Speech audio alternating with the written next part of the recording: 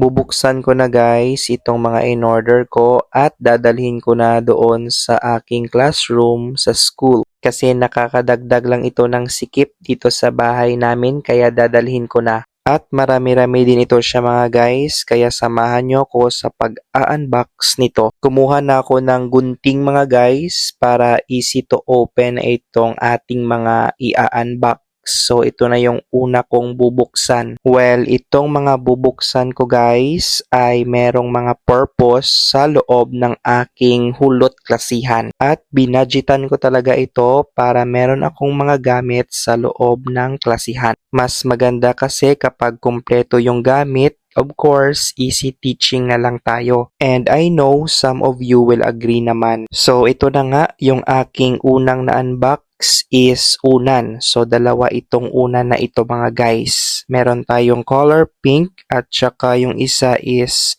green. Parang napaka-girly ng color pink mga guys, no? Pero anyway, hindi ko pa yan gagamitin. So, yung gagamitin ko muna is itong color green. Kamasalan kasi tayo mga guys. Kaya ito muna yung gagamitin ko. Reserve na lang muna yung color pink na unan. And napakaganda ng unan nila guys. Aside sa colorful is very soft siya at masarap higaan. So, ang purpose nito guys is while I am taking a nap during noontime pagkatapos mag-lunch mga guys. Meron naman akong unan doon sa classroom pero parang 2 years na yung hindi nilalabhan.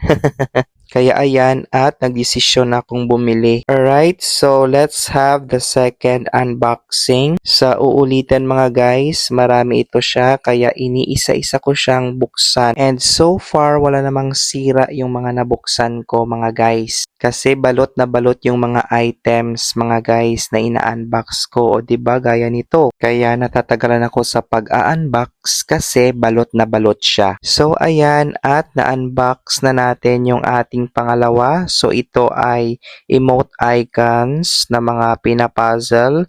So this is for the kids or for the pupils. So ang purpose ko nito, during their free time, they can play. So meron na yung kasamang bell. So paunahan sila sa pagpapuzzle ng emote icons. So hindi ko pa siya na-try until now because I have lots of work pa. So maybe soon matry ko na ring laruin ito. Hindi ko pa siya nabubuksan doon. And also this will help the learners to make their memory sharp kasi tatandaan nila yung mga emote icons na kanilang pinapuzzle. Alright, so we're done with the second. So I think let's have the third one. So ito yung pangatlo na i-unbox natin. So malaki siya. Tingnan natin kung anong laman nito. Sa dinami-dami kasi nito guys, nalimutan ko na kung ano yung mga laman nito. Pero habang nagbubukas ako dyan is meron naman akong ideya. So ayan yung aking nabuksan or na-unbox. So organizer file pala siya. So ito naman guys ay gagamitin ko sa mga files ko. So, magko-compile ako ng mga files para hindi ako malito kung saan ko nilalagay yung mga documents ko. Kasi mahirap kapag wala tayong ganito.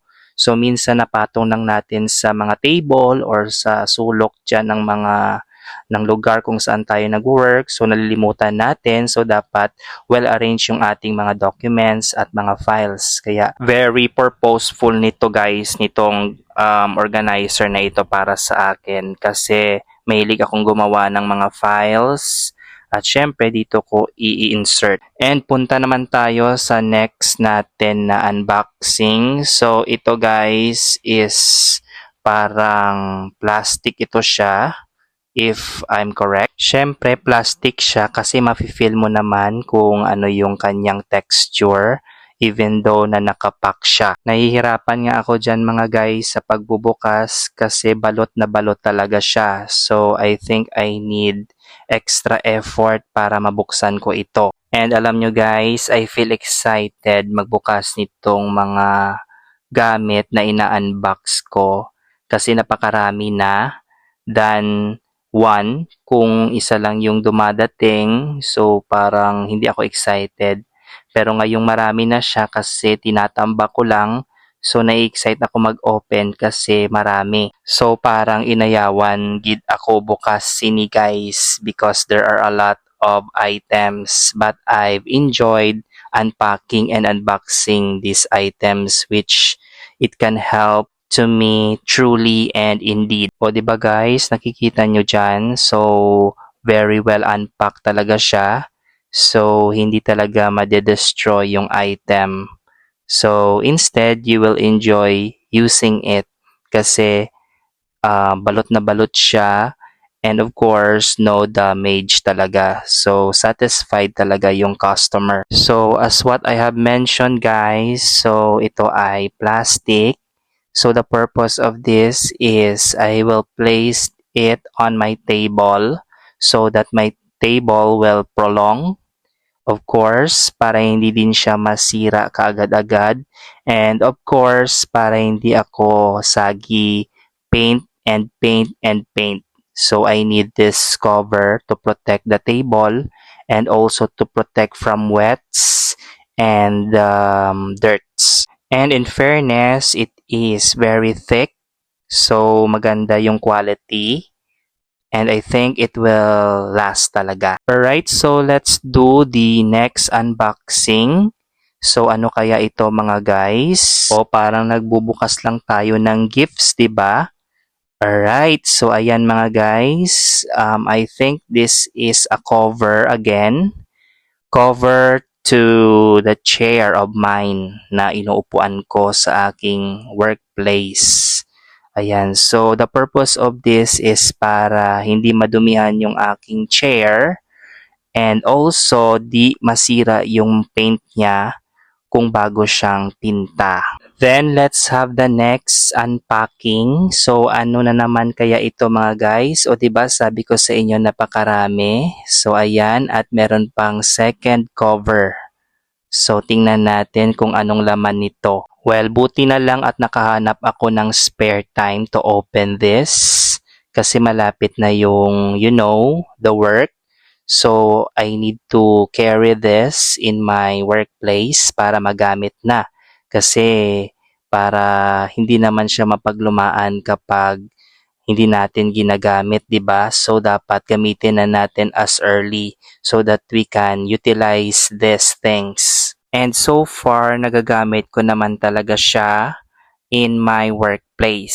So walang thing or things na hindi ko ginagamit. So everything has a purpose.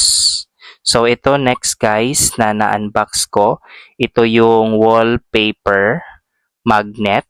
Parang ididikit mo to siya sa pader and then ilalagay mo dyan yung mga documents or files mo para makita mo siya sa wall. Yung sa akin is nilagyan ko ng officers and then picture of mine and then the cleaners and then ano pa yung mga nilagay ko doon is yung birthdays, ganyan. So para makita mo siya, it is visible and you will know also. You can also attach pictures na mga nag-outing ka or your loved ones, pwede din, so that you will remember the memories together with your family or families or relatives. Ayan, so you can able to see it. So pwede mo diyang ilagay kasi magnet naman yan. So didikit naman yan. Or either pwede mo ring lagyan ng scotch tape at the back kung ayaw mong masira yung paint ng iyong wall. Pwede rin. Just like me, I place scotch tape at the back at dinikit ko lang siya. So I didn't remove the sticky something para madikit siya talaga ng buong buo. So I just only place scotch tape para hindi masira yung aking wall. So next unpacking is these things. Ayan. So ito yung mga stories. So this is applicable talaga sa aking mga clientele. Ayan. So I can provide them with this so that they can read and also fond of reading these materials. So even though it is a short story, but still it can give readings to them. So parang 50 plus yata siya, and then I tried one na binuksan ko at saka binasa. So short story talaga siya, I think 5 to 6 pages, but okay naman siya kasi meron namang mga words na babasahin and story. And super bango niya kasi bagong-bago talaga siya. So ayan guys, at tinry ko yung isa, binuksan ko and I skim it. Ayan, so may mga pictures and then merong mga words na babasahin dyan sa loob. It can also attract readers kasi maganda yung animation, yung pag-print. Siyempre mabango siya. And then 5 to 6 pages lang, so hindi ka maboboring magbasa. And pretty sure makakaya mong maubos yung 50 pieces nito, yung karga-karga ko kanina. So, fast forward na natin mga guys. So, ayan, nascan ko na yung isa at na-skim.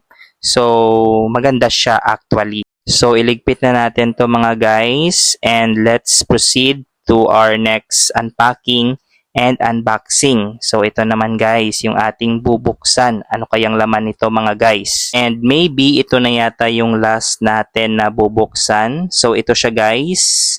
So, ito is cover for my table which is the tela. Parang tela look siya. Pero hindi siya tela, plastic siya mga guys. So, my superior commented, akala niya pure tela, then yung pag-touch niya dun sa aking cover ng table, yun pala plastic. Pero, akala niya tela talaga. So, I said, hindi ma'am. So, yung isang binuksan ko are curtains. So, I need curtains in my room kasi yung curtains ko sa school is pabalik-balik. So, I think I need to have brand new. Kaya ayan, meron na. So, this one, these are workbooks. But if you can see, para siyang notebook. So, the purpose of this is my guidance in giving exercises, in giving activities to my clientele. Alright, so I think I'm done guys in unpacking and unboxing those items, those things. So thank you pala sa pagsama sa akin and for the support in watching my videos. So ayan, at empty na yung ating eco bag. So thank you guys. I'll see you on my next vlog guys. Thank you and take care everyone.